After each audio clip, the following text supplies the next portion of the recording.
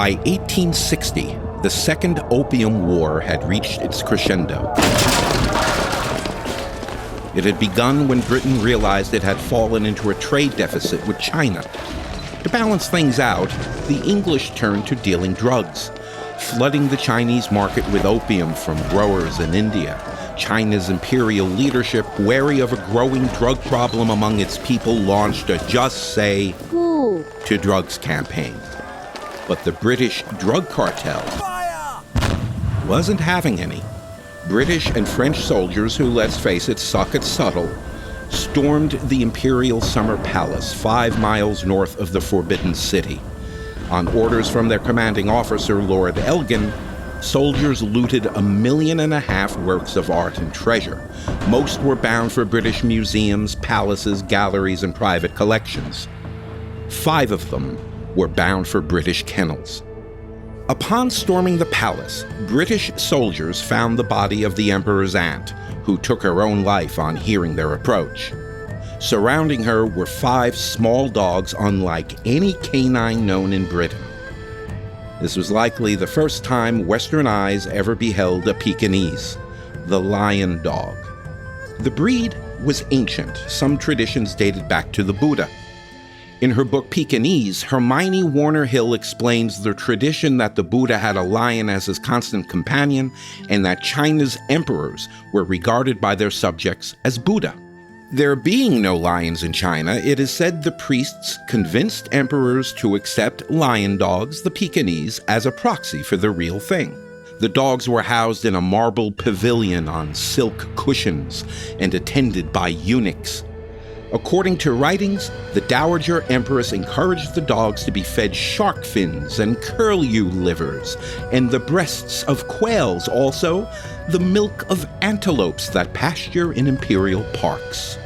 The dogs were regarded as sacred to the point where removing one from the palace could be considered a capital offense.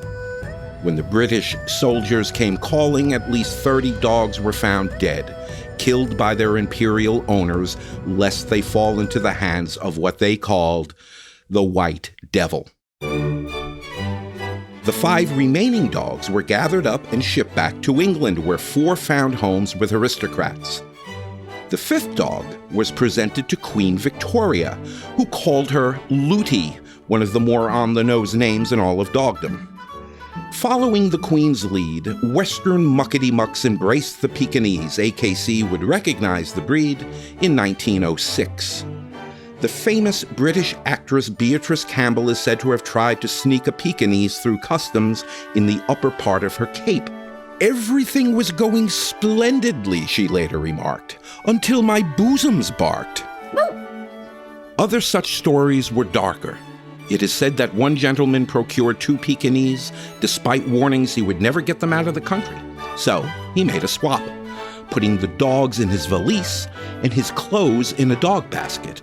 When he boarded his ship, he found that the basket had been stabbed through and through, a fate undoubtedly intended for the dogs.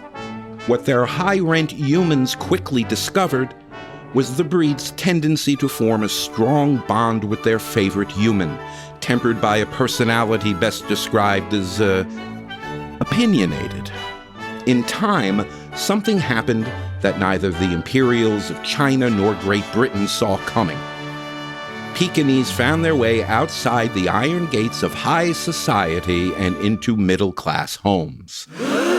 And there goes the neighborhood. And there also, among the great unwashed, Pekingese have thrived with nary a shark's fin or curlew liver in sight. And that's good news for so many breeds of dog in the toy group, many of whom were once seen as symbols of the royalty and aristocracy who embraced them. With revolutions, wars, and palace coups, that guilt by association often proved fatal. I'm Bud Bacone. Please remain seated. There's no need to curtsy or bow as we meet the characters, the companions, the clowns, and the survivors, dogs of the toy group.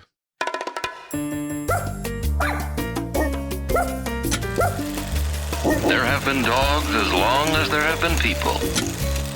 Cookies! This dog was going places, fast. The American Kennel Club. Take your dog down and back for me, please. Down and Back. Stories from the AKC archives. This is the show for you. With Bud Bacone. This puppy has potential.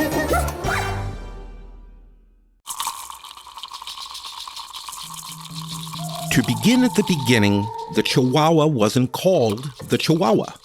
The breed can be traced back at least as far as the Aztecs, who didn't call themselves Aztecs, and was regarded as one of the greatest treasures of Montezuma, whose name wasn't exactly Montezuma.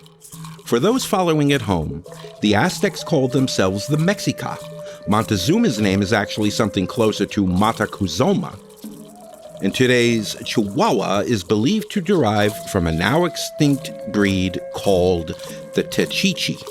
It's not too late to pick up a program in the foyer. 1,000 years ago, the Techichis were prized by the Toltec people of what is now central Mexico. Techichis were hunters and companions. Because they were thought to possess supernatural powers, they were often sacrificed in order to guide their deceased owner to the underworld. It's believed that the Toltecs were conquered by, among others, the Aztecs, who refined the breed into a smaller, lighter dog. They were coveted by nobility, who may have kept large packs of them, and again, it was their lot to be sacrificed or cremated to help guide a human to the afterlife. The Aztecs made good use of the next 4 centuries, introducing the world to chewing gum, popcorn, and mandatory universal education. But then, in about 1519,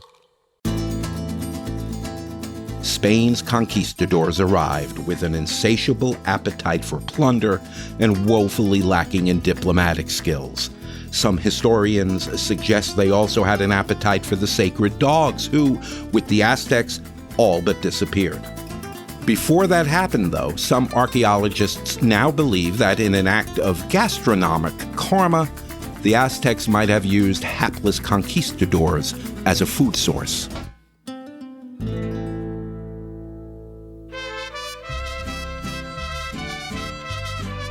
3.5 centuries later, in 1888, James Watson, journalist, author, and a pioneer dog breeder, was passing through El Paso, Texas. There, for $3, he purchased a tiny dog with an outsized personality. It was unlike anything he'd seen.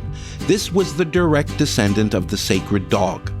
When the Aztecs fell, the tiny canines survived in smaller villages and towns, and now they had a name, Chihuahua, from the border state where the breed thrived.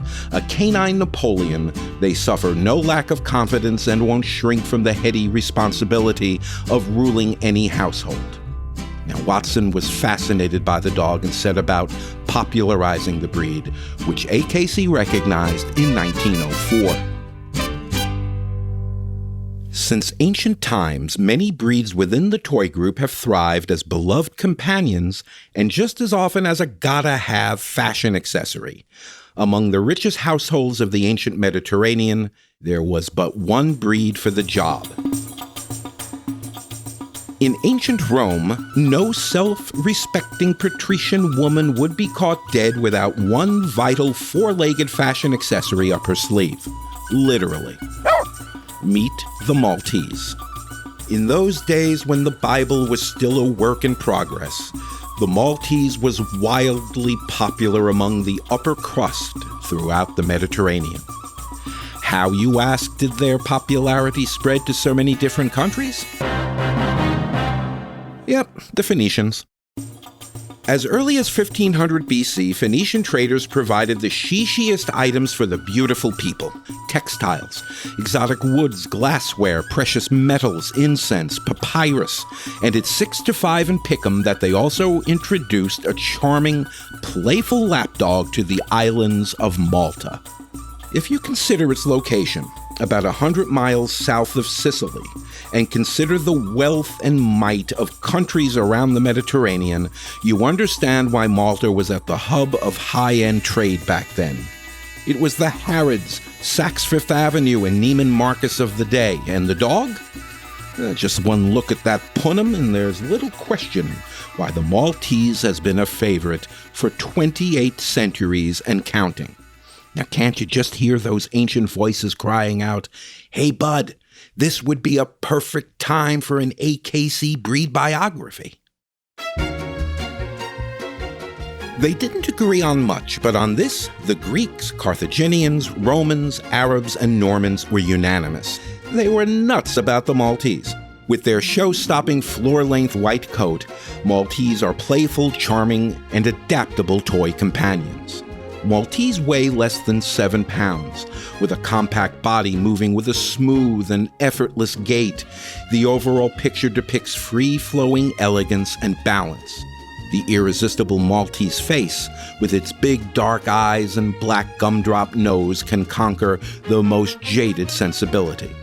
Greeks of the 4th and 5th centuries BC were fascinated by the Maltese's geometric beauty, immortalizing it on Golden Age ceramics. Aristotle called it perfectly proportioned, notwithstanding its diminutive stature. Yet it was the Romans, isn't it always, who made the Maltese a fashion statement. Even the hyper-dysfunctional Emperor Claudius succumbed to their charms. Beyond their aristocratic bearing, Maltese make alert watchdogs, fearless in a charming toy dog way. On the agility course, they're game little athletes. Maltese are low-shedding, long-lived, and happy to make new friends of all ages. Sometimes stubborn and willful, they respond well to rewards-based training. Then, about 15 centuries ago, it happened. Rome fell.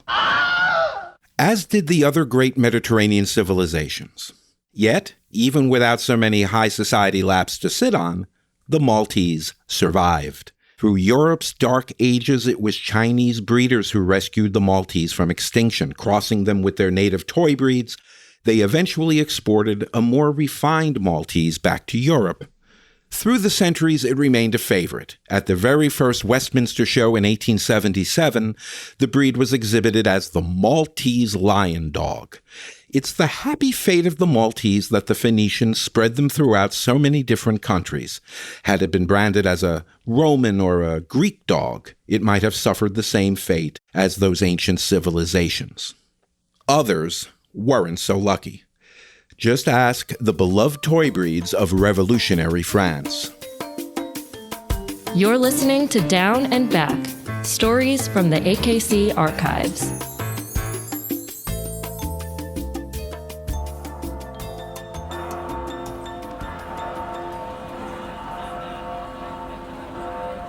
On a crisp October day shortly after noon, Marie Antoinette, the deposed Queen of France, approached the guillotine at the Place de la Concorde in Paris. Her signature locks had been cut short, and she wore a simple white dress. There's an enduring story that she walked onto the platform and accidentally stepped on the foot of her executioner, whispering to him, "Pardon me, monsieur. I didn't mean to." Her love for her dogs has inspired at least 2 legends. One, that she strode to the platform clutching a favorite canine on her arm. Another, that during her final days, her beloved Papillon Thisbe stood vigil outside her prison. The Papillon is an upbeat, athletic member of the toy group, measuring 8 to 11 inches at the shoulder and distinguished by its large wing-shaped ears, hence the name, which means butterfly in French. The breed dates back to the Renaissance, when existing toy breeds were crossed with Spaniels. In those days, it was trendy to breed miniature versions of favorite breeds.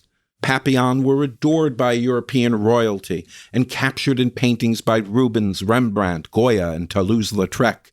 This is also a breed with skills, gifted at agility and ridding a household of small rodents. But to French revolutionaries, the Papillon was synonymous with the French court they so despised. The breed and other purebreds were deemed guilty by association, hunted, and killed. According to Scuttlebutt, tiny guillotines were fashioned for toy canines left behind when their well-to-do humans fled or were captured.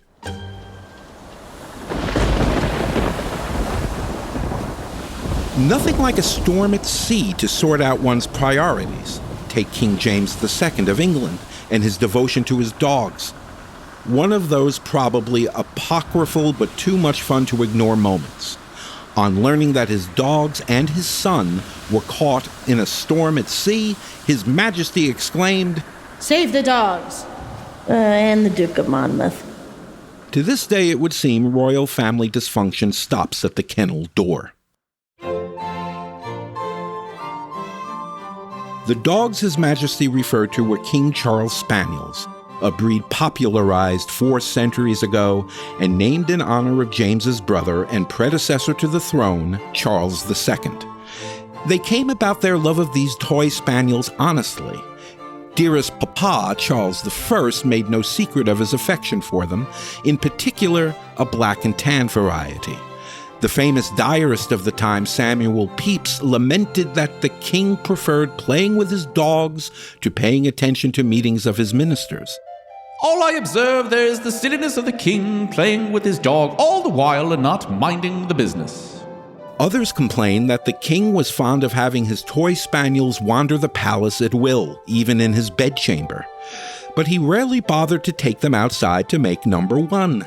The palace in time smelled a little ripe. Skipping ahead, there's a civil war. Charles I is beheaded. 11 years later, his son, Charles II, is restored to the monarchy. And he too loved the toy spaniels, later named in his honor. The King Charles Spaniel, combining the gentle attentiveness of a toy breed with the verve and athleticism of a sporting spaniel, had everything going for it, except its name. When the House of Stuart fell, associating with a dog named for King Charles became a career-limiting move.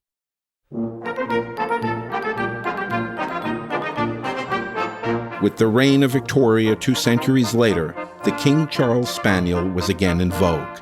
Early in the 1800s, a popular red and white line was bred at Blenheim Palace by the Marlborough family, who themselves would later beget Winston Churchill. Then, later that same century, it happened. The Asian influences that washed over Victorian England, curries, Oriental smoking jackets, and opium dens, gave sway also to breeders of canines. Some began crossing the King Charles Spaniel with Asian toy breeds, probably Pugs and Japanese Chin, to produce what Americans know today as the English Toy Spaniel. The Brits stuck with the name King Charles. The new style toy spaniel had a domed skull and a flatter face than those of Charles's time. Before long, this type came to dominate, and the traditional toy spaniel of the Restoration was rendered nearly extinct. But not forgotten. Certainly not at least by Mr. Roswell Eldridge Esquire, a rags-to-riches American with a streak of Anglophile. He loved to visit England and frequently joined the West Somerset Hunt. Today, he would personify donor porn to a PBS fundraiser. A member of America's Westminster Kennel Club, Eldridge once visited Britain's fabled Crufts Dog Show and found himself looking for the King Charles Spaniels he'd seen depicted in 17th century art. And there they were, gone. Instead, he found the flat-faced Victorian version. These weren't the same canines in the portrait of Caroline, Duchess of Marlborough by Sir Joshua Reynolds and the 3 Children of King Charles by Van Dyck. The Victorian version? These weren't your parents' King Charles Spaniels. So, in the Crufts schedule for 1926, he took out a small ad. Blenheim Spaniels of the old type, as shown in pictures of King Charles II's dime. The first prizes are given by Roswell Eldridge Esquire of New York and will be continued for 5 years. First prize, £25.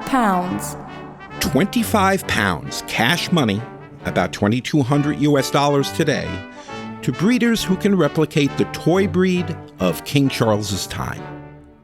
Keen breeders, or more properly the dogs, went to work recreating the old-style spaniel. To distinguish itself from the Victorian King Charles breed, it took on the name Cavalier, a nickname for backers of King Charles I during England's Civil War. In 2021, the Cavalier King Charles Spaniel ranked number 15 on AKC's list of most popular breeds. The Victorian version of the breed still thrives, of course, known in America today as the English Toy Spaniel, and in Britain as simply the King Charles Spaniel. You can spin the wheel to almost any era, almost any civilization, and you'll find favorite toy breeds in the corridors of power and influence. Ooh, back to China, and the pug. Another dog with a 2,000-year history. Like the Pekingese and the Shih Tzu, the pug was developed and refined in the flat-faced toy dog tradition and kept as pets of the emperor, his family, and members of the imperial court. On rare occasions, an outsider might obtain a pug as a gift. Everyone else, thanks for playing, good night, and drive carefully. That all changed in the 1500s with Dutch traders.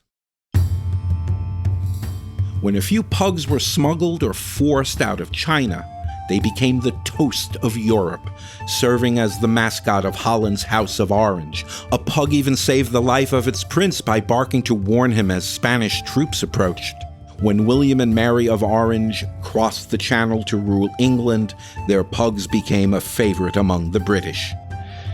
You can measure the pug's popularity by the number of names the breed has taken on through different eras and countries. In China, it's the Losi. To the Finns, it's the Mopsy. The Spanish called it the Doggio, while the Dutch called them Mophuns.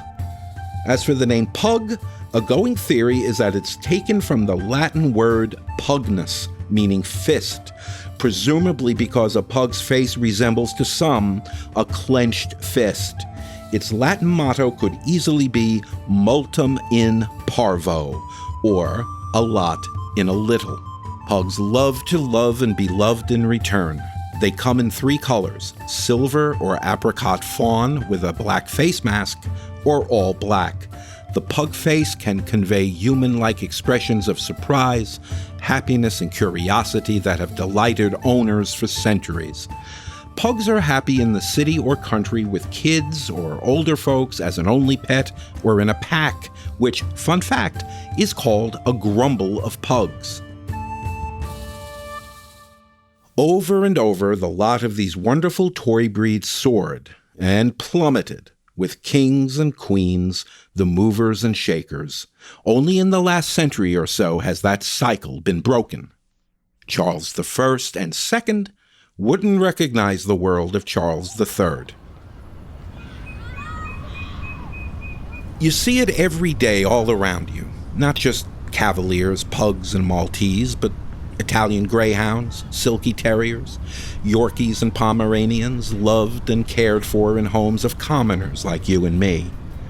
Over the past century or so, the toy group has been democratized in their own way, making every man and woman a king and queen, an empress, duke, and duchess, even if they don't know which fork to use at dinner.